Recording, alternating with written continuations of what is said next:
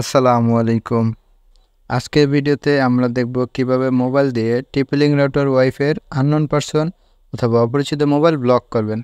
অনেক সময় দেখা যায় যে আমরা আমাদের পরিচিত কাউকে আমাদের ওয়াইফাই ব্যবহার করতে দিই, সেখান থেকে তার পরিচিত কাউকে দেয়, তার থেকে আবার কেউ। তো এভাবে দেখা যায় আমাদের ওয়াইফাইতে অনেক মোবাইল যুক্ত হয়, যার কারণে আমরা আমাদের ওয়াইফাইয়ের মূল যে স্পিড সেটা পাই না, আমরা তার থেকে অনেক কম স্পিড পাই।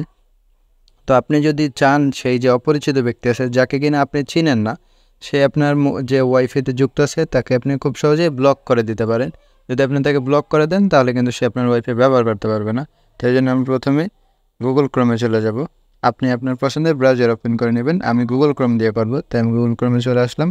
দেন আমরা এখানে টাইপ করব হচ্ছে 192 তারপরে হচ্ছে .168 আর .0.1। এটা হচ্ছে টিপলিং রাউটারের আইপি অ্যাড্রেস। সব টিপলিং রাউটারের সেম আইপি অ্যাড্রেস।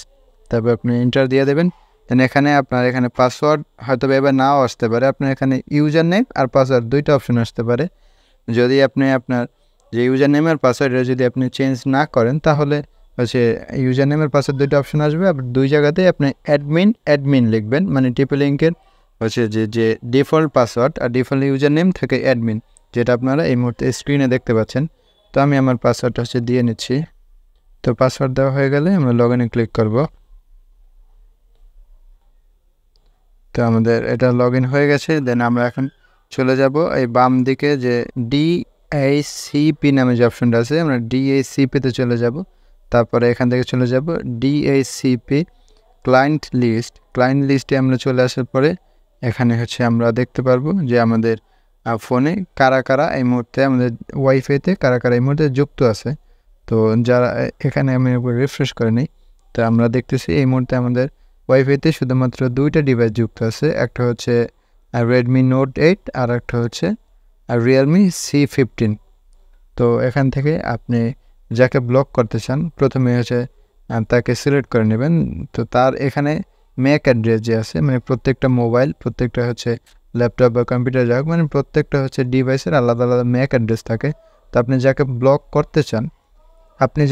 করতে চান তার ম্যাক অ্যাড্রেসটা এখান থেকে কপি করে নেবেন।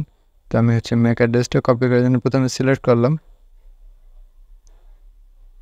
তো সিলেক্ট করা হয়ে গেলে এখান থেকে আসলে কপি করা যায় না, আমরা গুগল ক্রোমে চলে যাব। গুগল ক্রোমে চলে আসলাম। দেন এখান থেকে আমরা তাকে আছে যে ম্যাক অ্যাড্রেসটা কপি করে নিব। সিলেক্ট করা শেষ, কপি। তারপর আমরা ব্যাক চলে আসব। তারপরে আমরা ব্যাক আসার পরে আমরা হচ্ছে যে আবার বাম দিকে যাব। দেন এখান থেকে আমরা যাব ওয়্যারলেস। তো ওয়্যারলেসে আসার পর ওয়্যারলেস ম্যাক ফিল্টারিং যে অপশনটা আছে, ওয়্যারলেস ম্যাক ফিল্টারিংয়ে যাব। এখানে হচ্ছে এসে আমরা হচ্ছে অ্যাড নিউ নামে যে অপশনটা আছে, আমরা অ্যাড নিউতে একটা ক্লিক করব। দেন এখানে দেখুন ম্যাক অ্যাড্রেস হচ্ছে টাইপ করার একটা বক্স আছে। তো আমরা এখানে ওই যাকে ব্লক করতে চাই তার হচ্ছে ম্যাক অ্যাড্রেসটা আমরা এখানে টাইপ করে দেব। তো আমি হচ্ছে ম্যাক অ্যাড্রেস টাইপ করে দিলাম এবং হচ্ছে তার যে ডেসক্রিপশনে আমি তার মোবাইলের মডেল নাম্বারটা লিখে দেব, রিয়েলমি C15 হচ্ছে লিখে দিলাম। দেন এখান থেকে আমি সেভ দিয়ে দেব। তো এই সেভ হয়ে যাওয়ার পরে মানে আমরা এখানে সেভ হয়ে গেছে, বাট সেখানে এখনও পুরোপুরি ব্লক হয়নি।